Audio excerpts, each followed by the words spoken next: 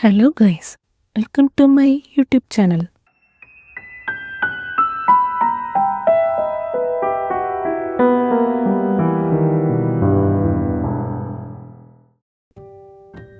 அத்தியாயம் 2. லிமாக்கோஸ். வெள்ளத்தாத்தா மாதிரி இருந்த அந்த ஆள் இதை பற்றியும் கவலைப்படாம அப்படியே நடந்து போயிட்டு இருந்தாரு. ரைட்ல ஒரு திருப்பல், லெஃப்ட்ல ஒரு திருப்பலுமா போயிட்டு இருந்தாரு. நடுவில் ஏதோ பாட்டெல்லாம் உணர்த்தாரு. திடீர்னு சட்டுன்னு நின்று காது கொடுத்து கேட்டாரு. ஏதோ சத்தம் கேட்டிருக்கு. அது கார் வெடிச்ச சத்தமா இருக்கலாம், இல்ல துப்பாக்கி சத்தமா கூட இருக்கலாம். அவர் உதத்துல ஒரு சின்ன சிரிப்பு வந்துச்சு. அப்புறம் அவர் மறுபடியும் பொறுமையா நடக்க ஆரம்பிச்சிட்டாரு. ஒரு திருப்பத்துல திரும்பினா அங்க கொஞ்சம் சலசலப்பு இருந்துச்சு. ஒரு போலீஸ்காரர் ஒரு நோட் புத்தகத்துல ஏதோ எழுதிட்டு இருந்தார். 1-2 பேரு வேடிக்கை பார்த்துக்கிட்டு இருந்தாங்க. அவங்கள ஒருத்தர்கிட்ட இந்த வெள்ள தாத்தா ரொம்ப மரியாதையா என்ன நடந்துச்சு இங்க அப்படின்னு விசாரிச்சாரு. 2 ரவுடி பசங்க ஒரு வயசான அமைச்சர் கிட்ட கொள்ளையடிக்க பார்த்தாங்க ஐயா, அவருக்கு காயம் இல்லையே. அவர் சிரிச்சுக்கிட்டே, அட இல்லைங்க, அந்த அமெரிக்கர் பாக்கெட்ல துப்பாக்கி வச்சிருந்திருக்காரு, அவங்க தாக்குறதுக்குள்ள அவங்கள சுட்டு தள்ளிட்டாரு. அதை பார்த்துட்டு பயந்து ஓடியே போயிட்டாங்க. போலீஸும் வழக்கம் போல லேட்டா தான் வந்தாங்க. ஓஹோ அப்படின்னு விசாரிச்சவர் சொன்னாரு. அவர் முகத்துல எந்த உணர்ச்சியுமே இல்லை. ரொம்ப சவகாசமா கவலையே இல்லாம மறுபடியும் நடக்க ஆரம்பிச்சிட்டாரு. கொஞ்ச நேரத்துல சீநதியை கடந்து சிட்டிக்குள்ள இருக்கிற பெரிய பணக்கார ஏரியாக்குள்ள வந்தாரு. ஒரு 20 நிமிஷம் கழிச்சு ரொம்ப அமைதியான ஆனா பெரியவங்க வசிக்கிற ஒரு தெருவுல இருக்க ஒரு வீட்டுக்கு முன்னாடி போய் நின்றாரு. அந்த கடை அது உண்மையிலே கடை தான். ரொம்ப அமைதியா ஆடம்பரமே இல்லாம இருந்துச்சு. மிஸ்டர் பாப்புலோஸ் பழம்பொரு வியாபாரி அப்படின்னு சொன்னா அவ்வளவு ஃபேமஸ். அவருக்கு விளம்பரம் எதுவுமே தேவையே இல்லை. அவர் பிசினஸ்ல பாதி கவுண்டர் மேலேயே நடக்காது. மிஸ்டர் பாப்புலோஸ்க்கு ஷாம்பெலிசேன்ற ஒரு ஏரியால ஒரு பெரிய அபார்ட்மெண்ட் இருந்துச்சு. இந்த நேரத்துல அவர் அங்கதான் இருந்துட்டணும், கடையில இருக்கக்கூடாது. ஆனா இந்த வெள்ள தாத்தா சுத்தி ஆளே இல்லாத அந்த தெருவை படக்குன்னு ஒரு தடவை பார்த்துட்டு மறைவால் இருந்த பெல் அழுத்தினப்போ தான் நினைச்சது நடக்கும்னு ரொம்ப நம்பிக்கையோட இருந்தாரு. அந்த நம்பிக்கை வீண் போகல. கதவை திறந்துகிட்டு அங்க ஒரு ஆள் வந்து நின்றாரு. நல்ல கருப்பான முகம், காதுல தங்க கம்மல் போட்டுக்கிட்டு இருந்தாரு. வெள்ள தாத்தா, வணக்கம், உங்க முதலாளி உள்ள இருக்காரா அப்படின்னு கேட்டாரு. முதலாளி இங்கதான் இருக்காரு, ஆனா அந்த ராத்திரி நேரத்துல சும்மா வர்றவங்கள எல்லாம் பார்க்க மாட்டாரு அப்படின்னு கடுப்பா சத்தம் போட்டா அந்த வேலைக்காரன். அவர் என்ன பாப்பாருன்னு நினைக்கிறேன், போய் அவரோட நண்பர் லிமாக்கோஸ் வந்திருக்கேன்னு சொல்லி அந்த வேலைக்காரன் கதவை இன்னும் கொஞ்சம் திறந்து விருந்தினரை உள்ள விட்டாரு. லிமாக்கோஸ்னு பேரை சொல்லும் போது அந்த ஆள் தன்னோட கையால முகத்தை மறைச்சுக்கிட்டாரு. பாப்புலோஸ் விருந்தினரை சந்திக்கலாம் அப்படின்னு வேலைக்காரனுக்கு தகவல் சொல்லி திரும்பி வரும்போது அந்த தாத்தாவோட தோட்டத்துல சின்னதா ஒரு மாற்றம் இருந்துச்சு. ஒருவேளை வேலைக்காரன் ரொம்ப கவனிக்காதவனா இருக்கலாம், இல்லைன்னா ரொம்ப ட்ரைனிங் எடுத்தவனா இருக்கலாம். அந்த தாத்தா முகத்தை மறைச்சிருந்த சின்ன கருப்பு மாஸ்க அவன் ஆச்சரியமாவே பார்க்கல. ஹாலோட கடைசியில் இருந்த ஒரு கதவுக்கு வழிகாட்டி மரியாதையா லிமாக்கோஸ் அப்படின்னு சொல்லிட்டு போயிட்டான். இந்த வித்தியாசமான கெஸ்ட வரவேற்க இருந்த உருவம் ரொம்ப கம்பீரமா இருந்துச்சு. பாப்புலோஸ் ஒரு பெரிய குடும்ப தலைவர் மாதிரி ரொம்ப மதிப்புக்குரியவரா தெரிஞ்சாரு. அவருக்கு உயரமான நெற்றியும் அழகான வெள்ளை தாடியும் இருந்துச்சு. அவர் பார்க்க ஒரு சாமியார் மாதிரி ரொம்ப அன்பா இருக்கிற மாதிரி தெரிஞ்சாரு.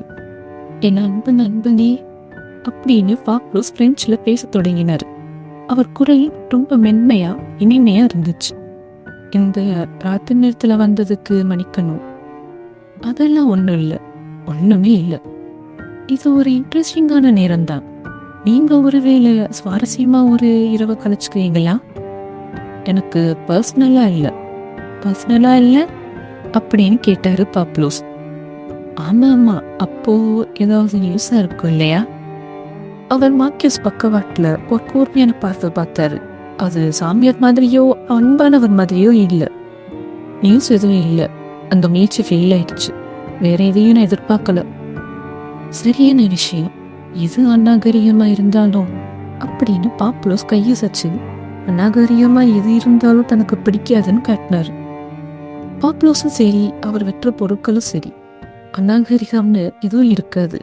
அவர் நிறைய ஐரோப்பிய அரசவைகள்ல ரொம்ப பிரபலம். பெரிய ராஜாக்கள் கூட அவரை டெமெட்ரிஸ்ன்னு ஃப்ரெண்ட்லியா கூப்பிடுவாங்க. அவர் மேல எல்லா விஷயத்திலையும் ரகசியமா வச்சுக்கிறாருன்னு ஒரு நல்ல நம்பிக்கை இருக்கு. அதனால தான் அவர் செஞ்ச சில ரொம்ப சந்தேகமான வேலையில கூட சிக்காம வெளியில வந்திருக்காரு. நேரடியா தாக்குறது அப்படின்னு பாப்பா சொல்லிக்கிட்டு தலையாட்டிக்கிட்டே, சில நேரம் வேலை செய்யும், ஆனா ரொம்ப கம்மி தான். இன்னொருத்தர் தோலை குலுக்கிட்டு சொன்னாரு, அது டைம் சேவ் பண்ணாது. ஃபெயில் ஆனாலும் ஒன்று செலவாகும், இல்லைன்னா செலவு ரொம்ப கம்மியாக தான் ஆகும். இந்த இன்னொரு பிளான், இது கண்டிப்பாக ஃபெயில் ஆகாது. ஆஹா அப்படின்னு பாப்புல சொல்லிக்கிட்டு அவர் ஆசையாக பார்த்தாரு. மற்றொருவர் மெதுவாக தலையாட்டினாரு. உங்களுடைய பேரு மேல எனக்கு ரொம்ப நம்பிக்கை இருக்கு அப்படின்னு சொன்னாரு அந்த பழம்பொருள் வியாபாரி. மார்க்கஸ் மென்மையாக சிரிச்சாரு. உங்க நம்பிக்கை வீண் போகாதுன்னு நான் சொல்லுவேன் அப்படின்னு மெதுவாக முணுமுணுத்தாரு. உங்களுக்கு தனிப்பட்ட சான்ஸ் எல்லாம் கிடைக்குது அப்படின்னு இன்னொருத்தர் சொல்லும்போது அவர் குரல்ல கொஞ்சம் பொறாம தெரிஞ்சிச்சு.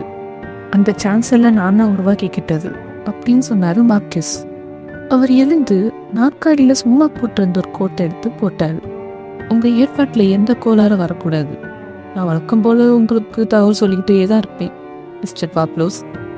பாப்லோஸ் முகம் சுழிச்சுக்கிட்டே, ஏன் ஏற்பாட்டுல கோளாறு வராது அப்படின்னு சொன்னாரு. இன்னொருத்தர் சிரிச்சாரு. அப்புறம் எதுவும் சொல்லாம அந்த ரூமை விட்டு வெளியேறி கதவை மூடிட்டாரு. பாப்லோஸ் ஒரு நிமிஷம் யோசனையா தன்னோட வெள்ளை தடியை தடவிக்கிட்டே இருந்தார். அப்புறம் உள்ள திறந்து ஒரு 2வது கதை தாண்டி போனார். அவர் கைப்பிடியை பிடிச்சு இழுக்கும் போது அந்த பக்கத்துல காதை வச்சிருந்த ஒரு இளம்பெண் தலை குப்புற விழுந்தா. பாப்லோஸ் அதை பார்த்து அதிர்ச்சியோ ஆச்சரியமோ கவலையோ எதுவுமே படல. அவருக்கு இது ரொம்ப சாதாரண விஷயம் போல. என்ன சியா அப்படின்னு கேட்டாரு. அவர் போனது எனக்கு கேட்கவே இல்லை அப்படின்னு சியா சொன்னான். அவ ஒரு அழகான பொண்ணு, கருப்பான மின்னும் கண்களோட இருந்தா. அவளும் பாப்லோஸும் ரொம்ப ஒத்தி இருந்ததால அவங்க அப்பா பொண்ணுன்னு தெரிஞ்சுக்க முடிஞ்சுச்சு. குறைவா இருக்க இடத்துல என்னால பார்க்கவும் முடியல, கேட்கவும் முடியல. இதான் எனக்கு ரொம்ப எரிச்சலா இருக்கு அப்படின்னு அவ கோபமா சொன்னான். அது எனக்கும் அடிக்கடி எரிச்சலா தான் இருக்கு அப்படின்னாரு பாப்லோஸ். அப்போ அவர் தான் ஏம்லே மார்க்கஸா அப்படின்னு சியா மெதுவா கேட்டா. அவர் எப்பவுமே மாஸ்க் போட்டுதான் இருப்பாரு அப்பா. ஆமா, எப்பவும். அங்க ஒரு சின்னதா ஒரு இடைவெளி விட்டுச்சு. இது அந்த மாணிக்க கற்கள் பத்தி தானே அப்படின்னு சியா கேட்டா. அவளோட அப்பா தலையாட்டினாரு. என் செல்லக்குட்டி, நீ என்ன நினைக்கிற அப்படின்னு அவர் கிண்டலா கேட்டாரு. மார்க்கஸ் பத்தியா? ஆமா. எனக்கு என்ன தோணுதுன்னா இவ்வளவு நல்லா பிரெஞ்சு பேசுற ஒரு இங்கிலீஷ்காரரை பாக்குறது ரொம்ப ரேரான விஷயம் இல்ல? ஆஹா, அப்ப நீ அதைத்தான் நினைச்சுக்கிட்டு இருந்தியா அப்படின்னு கேட்டாரு பாப்லோஸ். வழக்கம் போல அவர் எதுவும் திட்டவட்டமா சொல்லல. ஆனா சியாவை பார்த்து ரொம்ப அன்பா சிரிச்சாரு. அப்போ சியா, இன்னும் எனக்கு ஒண்ணு தோணுச்சு. அவருடைய தலைவடிவு ஏதோ ஒரு மாதிரி இருந்துச்சு. பெருசாவா? கொஞ்சம் பெருசுதான், ஆனா விக்கு போடப்பட்டா அப்படிதான் தெரியும் அப்படின்னு அவங்க அப்பா சொன்னாரு. அவங்க 2 பேரும் ஒருத்தர் பார்த்து சிரிச்சுக்கிட்டாங்க.